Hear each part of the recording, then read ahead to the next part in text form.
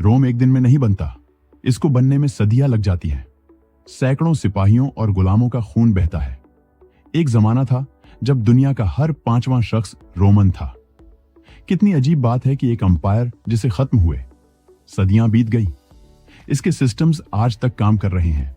इसका कल्चर, इसके अल्फाज, इसके मुहावरे, इसका आर्किटेक्ट आज भी दुनिया में मिसाल है।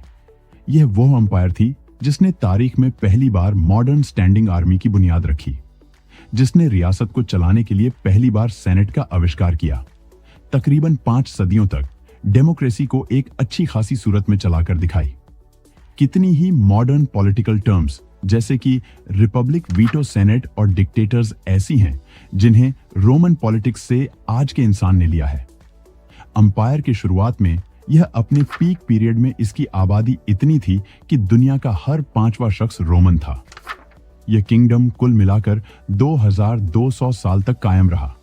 रोमन हिस्टोरियन टाइटस लेवियस की माने तो जहां आज रोम शहर है, इसके करीब कहीं एक टेंपल हुआ करता था। यह वारी देवी विस्टा का मंदिर था और यहां कुंवारियां पूजा करती थी। विस्टा की पुजारन कभी शादी नहीं कर सकती थी क्योंकि उनकी जिंदगियां विस्टा देवी के लिए समर्पित थीं।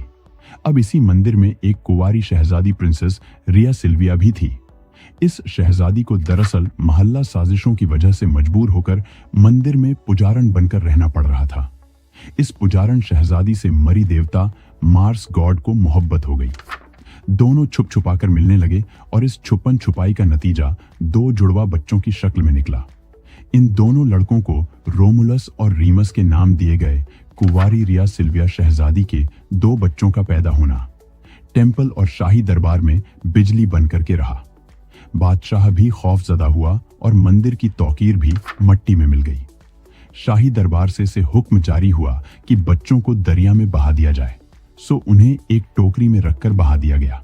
लेकिन दरिया ने इन दोनों बच्चों को नहीं डुबोया, बल्कि कुछ दूर जाकर यह टोकरी दरिया किनारे कुछ झाड़ियां थी, उनमें अटक गई।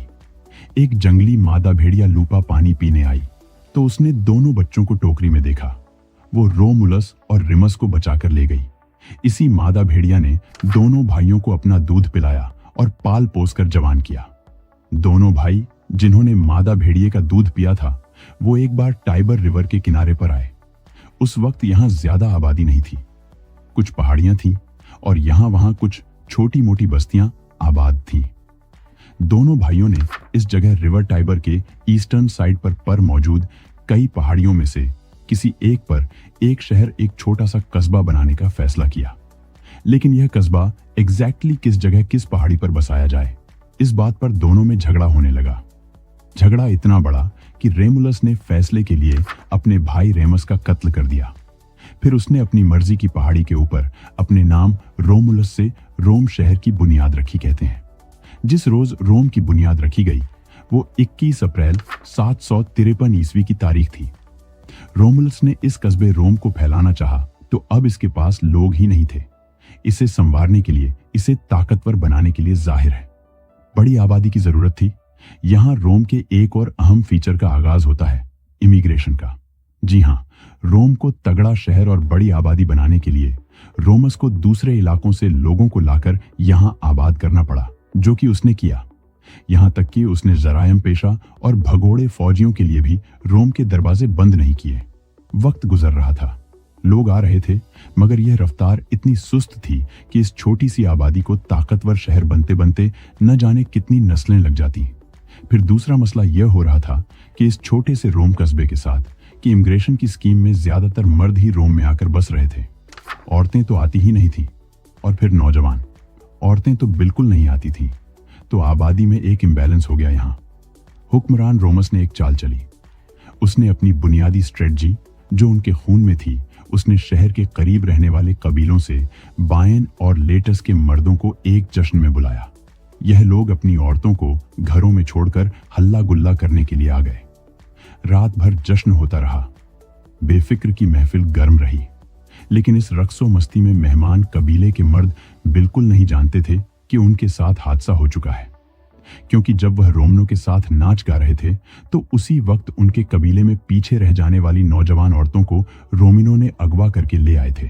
रोमस की प्लानिंग यह थी कि अपनी आबादी बढ़ाने के लिए सेहतमंद औरतों को, नौजवान औरतों को रोम में लाकर बसाया जाए और जबरदस्ती रोमन नौजवानों से उनकी शादियां कर दी जाए ताकि ज्यादा से ज्यादा सेहतमंद और खूबसूरत बच्चे पैदा हों। जब मेहमान कबीले के मर्द पार्टी के बाद वापस अपने इलाकों में पहुंचे तो पीछे मातम बपा था। इनकी औरतें उठा ली गई थीं। उन्होंने मर्दों ने रोम में आकर दुहाई दी कि यह हमारे साथ क्या हो गया, लेकिन जाहिर है उनकी किसने सुनना थी। कस्बे वालों ने जमा होकर बदला लेने का एक प्लान बनाया। कई माह उन्हें तैयारी में लग गए और उसके बाद जब वह रोम से जंग करने के लिए कस्बे के बाहर पहुंचे तो 10 माह का वक्त गुजर चुका था, यानी अब देर हो चुकी थी। जिन औरतों को अगवा किया गया था, इनमें से कई माएं बन चुकी थी और कुछ बनने वाली थी। इसके बाद जब जंग का वक्त आया, दोनों फोर्सेस आमने सामने आई तो रामियों ने इन्हीं कबीलों की प्रेग्नेंट और दूध पीते बच्चों की माएं हमलावर लश्कर के सामने लाकर खड़ी कर दी। इन औरतों ने खौफ से और कुछ ने अपने बच्चों की खातिर अपने कबीले के सामने मर्दों से मिन्नत की कि वह जंग न करें बल्कि सुलह कर ले, वरना हम सब और हमारे बच्चे मारे जाएंगे। बल्कि उन्होंने यह भी ऑफर दिया कि वो बजाय रोम को फतह करने के इसमें आकर बस क्यों नहीं जाते। इस तरह वो भी ताकतवर हो जाएंगे, उनकी लड़कियां भी उनसे दूर नहीं रहेंगी। इस ऑप्शन पर हमलावरों में फूट पड़ गई।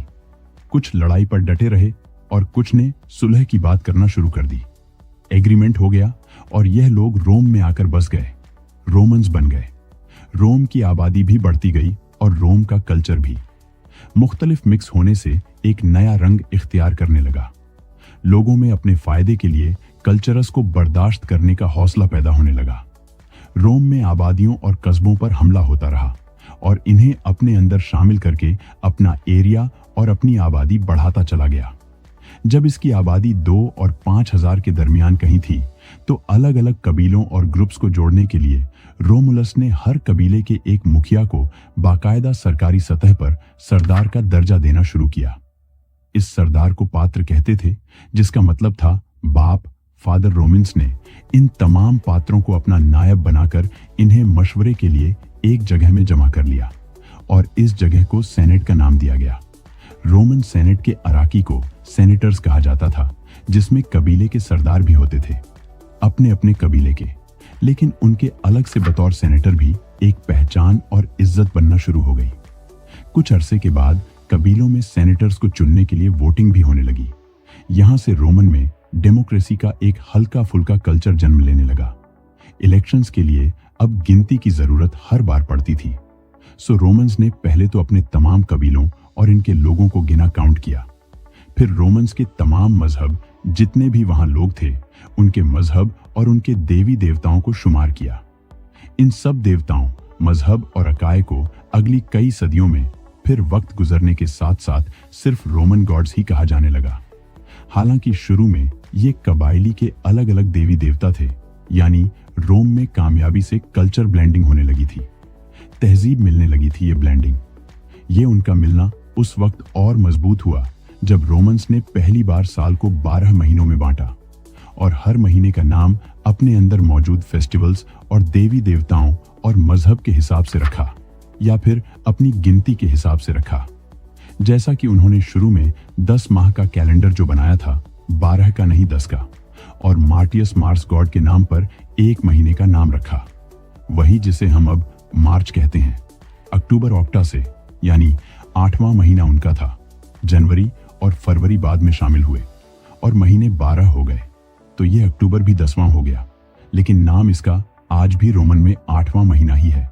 जनवरी जेनस गॉड के नाम पर और फरवरी एक तवार फेबो के नाम पर रखा गया था। दोस्तों, रोमन शहर पहले 100 सालों में ही अपनी बुलंदियों में पहुंच चुका था, यानी 4वीं सदी बीसी तक रोम की आबादी 34,000 के लगभग हो चुकी थी, जो कि उस दौर के हिसाब से एक अच्छा खासा बड़ा कस्बा या शहर बनता था। इन महीनों के नामों में वक्त के साथ थोड़ी बहुत तब्दीली होती रही है, मगर कमोबैश यह 12 माह का स्ट्रक्चर आज तक बरकरार है। साथ ही रोमन्स अपने इर्द गिर्द के तमाम इलाकों से ज्यादा खूबसूरत और ज्यादा ताकतवर भी बन रहे थे। लेजेंड के मुताबिक रोमोलो समेत 7 बादशाहों ने रोम पर हुकूमत की। इन तमाम के दौर में रोम को जहां जो पसंद आता वो उसे ले लेता, खरीद लेता, और अगर यह दोनों बातें मुमकिन ना होती तो छीन लेता, कब्जा कर लेता। वायलेंस फॉर पर्पस रोमन रगों में खून की तरह दौड़ने वाली सृष्टि रही। रोम गांव से कस्बा बना, कस्बे से शहर, शहर से अमीर शहर, और अमीर शहर से ताकतवर किंगडम बनता चला गया।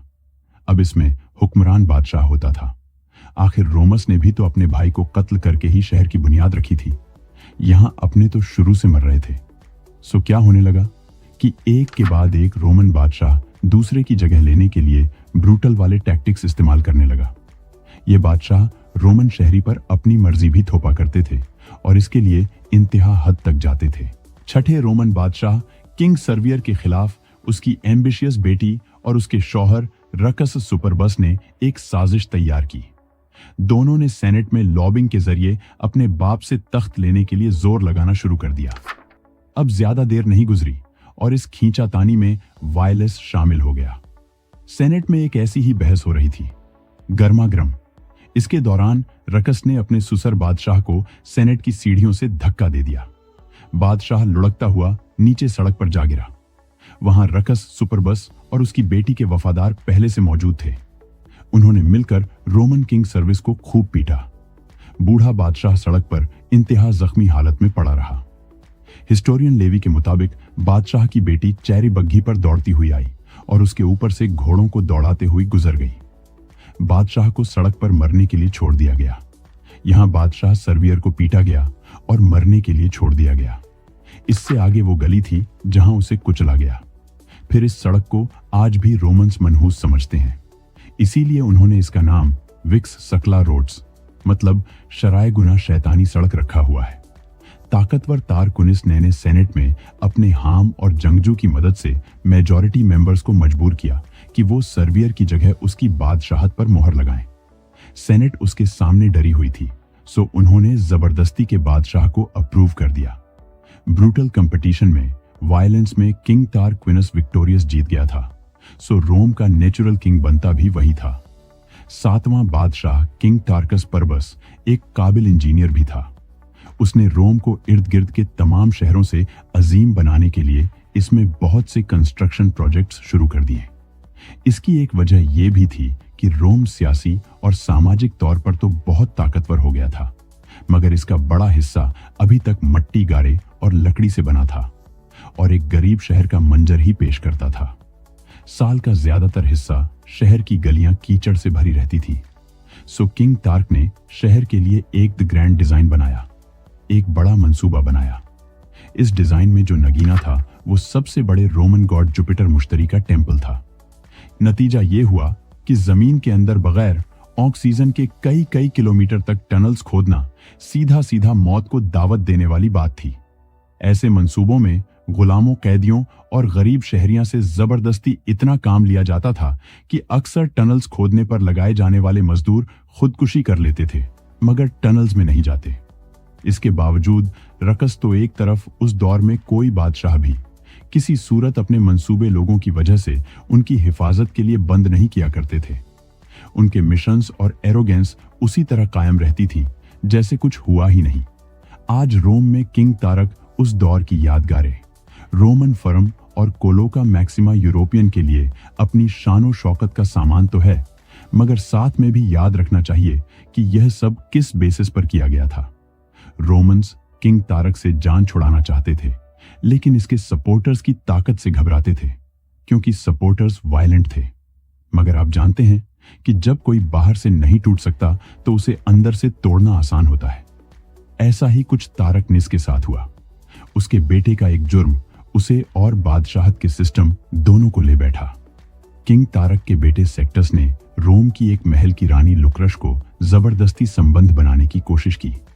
जब लुक्रश ने उसको रोकने की कोशिश की तो सेक्टस ने धमकी दी और कहा कि अगर तुम सीधी तरह नहीं मानोगी तो मैं तुम्हें और तुम्हारे सियाफाम गुलाम को कत्ल करके यहीं फेंक दूंगा। फिर तुम दोनों पर अवैध संबंध का इल्जाम लगाकर तुम्हारे खानदान को जलील करूंगा कि एक बड़े खानदान की औरत एक गुलाम के साथ ऐसा और वैसा कर रही थी। लुक्रश से डरकर वो मान गई और जब सेक्टस चला गया तो टूटी हुई लुक्रश ने 3 लोगों के सामने अपनी दुख भरी कहानी रखी। ये 3 लोग उसका शौहर, उसका बाप और ब्रूट्स थे और इन तीनों में ब्रूट्स मरकज किरदार था। वो यूं के ब्रूट्स किंग तारक परबस का भतीजा था, उसी खानदान से था।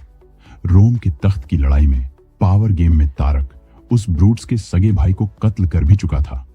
उसके बाद से ब्रूट्स एलीट फैमिली का मेंबर होते हुए भी बहुत लो प्रोफाइल रखता था, बल्कि वह खुद को ना समझ सा जाहिर करता था ताकि कोई उसे बादशाहत का दावेदार समझकर मारने के लिए ना निकल खड़ा हो, जैसे कि उसके बड़े भाई को मार दिया गया था। बल्कि उसका नाम ब्रूट्स पड़ा ही इसलिए था कि पुरानी लैटिन में इसका मतलब था सुस्त, काहिल, अहमक। इस तरह का इंसान तो उसी वजह से इसको ब्रूट्स कहा जाने लगा। तो खैर, यही ब्रूट्स मजहबी वाले से लुक्रश को बहुत ऊंचे मुकाम पर देखता था, उसकी बहुत कदर करता था। उनके खानदान से इसे अकीदत भी बहुत थी। तो जब लुक्रश ने उसके सामने यह सब कुछ बताया कि उसके साथ बादशाह के बेटे ने क्या बुरा सलूक किया है, तो ब्रूट्स का खून खौल उठा। फिर यह कि अपनी कहानी खत्म करने पर दुखियारी लुक्रेशिया ने अचानक अपनी चादर से एक खंजर निकाला और अपने दिल के ऐन ऊपर रखकर पूरे जोर से दबा दिया। ब्रूट्स ने लपककर जल्दी से खंजर उसके सीने से खींचा, लेकिन तब तक खंजर दिल का खून कर चुका था। ब्रूट्स ने यह हालत देखकर कसम खाई कि वह बादशाह से अपने भाई और लुक्रश का इंतकाम इस तरह लेगा कि ना तो रक्स रहेगा और ना ही आज के बाद कभी कोई बादशाह आएगा। लुक्रश मर गई और रोम में बगावत को ब्रूट्स ने लीड करना शुरू कर दिया। ये 509 बीसी की बात है और यहां से रोम के पहले दौर यानी रोमन किंगडम के खात्मे का आगाज होता है। The beginning of the end. यह वो वक्त था जब रोम की आबादी 20 से 30 हजार तक फैल चुकी थी। अच्छा खासा बड़ा शहर बन चुका था। बादशाह के लिए इस्तेमाल होने वाले लफ्ज रेक्स को लोग अब दुश्मनों की तकी के लिए इस्तेमाल करते थे। सो इस माहौल में ब्रूट्स ने बादशाह रक्स द एरोगेंट के खिलाफ अलम बगावत बुलंद किया। उसे एलीट क्लास के ताकतवर तब नतीजा ये हुआ कि जमीन के अंदर बगैर ऑक्सीजन के कई कई किलोमीटर तक टनल्स खोदना सीधा सीधा मौत को दावत देने वाली बात थी। ऐसे मंसूबों में गुलामों, कैदियों और गरीब शहरियां से जबरदस्ती इतना काम लिया जाता था कि अक्सर टनल्स खोदने पर लगाए जाने वाले मजदूर खुदकुशी कर लेते थे, मगर टनल्स में नहीं जाते। इसके बावजूद रकस तो एक तरफ, उस दौर में कोई बादशाह भी किसी सूरत अपने मंसूबे लोगों की वजह से उनकी हिफाजत के लिए बंद नहीं किया करते थे। उनके मिशंस और एरोगेंस उसी तरह कायम रहती थी जैसे कुछ हुआ ही नहीं। आज रोम में किंग तारक उस दौर की यादगारें, रोमन फर्म और कोलोका मैक्सिमा यूरोपियन के लिए अपनी शानो शौकत का सामान तो है, मगर साथ में भी याद रखना चाहिए कि यह सब किस बेसिस पर किया गया था। रोमन्स किंग तारक से जान छुड़ाना चाहते थे, लेकिन इसके सपोर्टर्स की ताकत से घबराते थे, क्योंकि सपोर्टर्स वायलेंट थे। मगर आप जानते हैं कि जब कोई बाहर से नहीं टूट सकता तो उसे अंदर से तोड़ना आसान होता है। ऐसा ही कुछ तारक निस के साथ हुआ। उसके बेटे का एक जुर्म उसे और बादशाहत के सिस्टम दोनों को ले बैठा। किंग तारक के बेटे सेक्टस ने रोम की एक महल की रानी लुक्रश को जबरदस्ती संबंध बनाने की कोशिश की। जब लुक्रश ने उसको रोकने की कोशिश की तो सेक्टस ने धमकी दी और कहा कि अगर तुम सीधी तरह नहीं मानोगी तो मैं तुम्हें और तुम्हारे सिया फार्म गुलाम को कत्ल करके यहीं फेंक दूंगा। फिर तुम दोनों पर अवैध संबंध का इल्जाम लगाकर तुम्हारे खानदान को जलील करूंगा कि एक बड़े खानदान की औरत एक गुलाम के साथ ऐसा और वैसा कर रही थी। रोमन रिपब्लिक ने जो पहली कंसल बनाई थी, उसके पहले दोनों मेंबर्स अहमक ब्रूट्स और दूसरा लीशियस कोलाइट, वही जिसकी बीवी लक्रेसिया को सेक्टस ने हवस का निशाना बनाया था। इस तब्दीली से रोम में डेमोक्रेसी वजूद में आया। इस सिस्टम में खवातीन और गुलामों को वोट करने का हक नहीं था।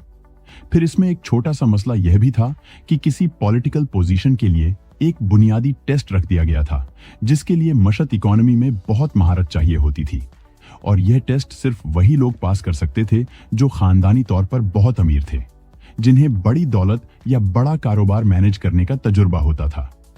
इससे यह हुआ कि यहाँ डेमोक्रेसी के होने के बावजूद पेट्रिशियंस यानी बहुत अमीर लोगों में एलीट क्लास और प्लेब यानी गरीब रोमन्स में जो क्लास का फर्क था, वह इस नए रोम में यानी रिपब्लिक में भी ज्यों का त्यों रहा।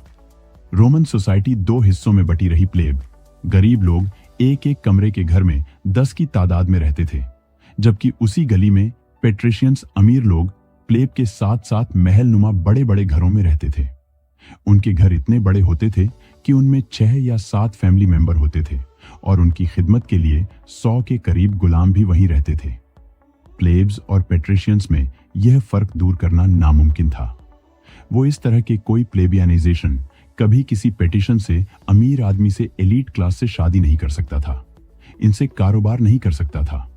प्लेब सेनेटर, जज जनरल या रोमन रिपब्लिक ने जो पहली कंसल बनाई थी, उसके पहले दोनों मेंबर्स अहमक ब्रूट्स और दूसरा लीशियस कोलाइट वही जिसकी बीवी लक्रेसिया को सेक्टस ने हवस का निशाना बनाया था। इस तब्दीली से रोम में डेमोक्रेसी वजूद में आया। इस सिस्टम में खवातीन और गुलामों को वोट करने का हक नहीं था। फिर इसमें एक छोटा सा मसला यह भी था कि किसी पॉलिटिकल पोजीशन के लिए एक बुनियादी टेस्ट रख दिया गया था, जिसके लिए मशत इकोनॉमी में बहुत महारत चाहिए होती थी, और यह टेस्ट सिर्फ वही लोग पास कर सकते थे जो खानदानी तौर पर बहुत अमीर थे, जिन्हें बड़ी दौलत या बड़ा कारोबार मैनेज करने का तजुर्बा होता था। इससे यह हुआ कि यहाँ डेमोक्रेसी के होने के बावजूद पेट्रिशियंस यानी बहुत अमीर लोगों में एलीट क्लास और प्लेब यानी गरीब रोमन्स में जो क्लास का फर्क था, वह इस नए रोम में यानी रिपब्लिक में भी ज्यों का त्यों रहा। रोमन सोसाइटी 2 हिस्सों में बटी रही। प्लेब गरीब लोग एक एक कमरे के घर में 10 की तादाद में रहते थे, जबकि उसी गली में पेट्रिशियंस अमीर लोग प्लेब के साथ साथ महल नुमा बड़े बड़े घरों में रहते थे। उनके घर इतने बड़े होते थे कि उनमें 6 या 7 फैमिली मेंबर होते थे और उनकी खिदमत के लिए 100 के करीब गुलाम भी वहीं रहते थे। प्लेब्स और पेट्रिशियंस में यह फर्क दूर करना नामुमकिन था। वो इस तरह के कोई प्लेबियनाइजेशन कभी किसी पेटिशन से अमीर आदमी से एलीट क्लास से शादी नहीं कर सकता था, इनसे कारोबार नहीं कर सकता था। प्लेब सेनेटर, जज जनरल या मजिस्ट्रेट नहीं बन सकते थे। हाँ, एक हक उनके पास जरूर था, वो यह कि वो अपनी सोसाइटी के अमीर लोगों यानी पेट्रिशियंस में से किसी एक को हर साल वोट देकर सेनेटर तक भेज सकते थे। रोमन्स में प्लेब की हिस्सेदारी तो हो चुकी थी, मगर रियासत चलाने में उनका कोई महत्व नहीं था।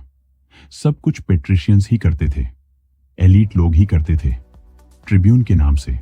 बहुत बाद में प्लेब का एक नुमाइंदा स्टेट मिशनरी का हिस्सा बनाया गया, लेकिन इसकी हैसियत भी वहीं रही। आप अगली वीडियोस में इसके बारे में जानेंगे।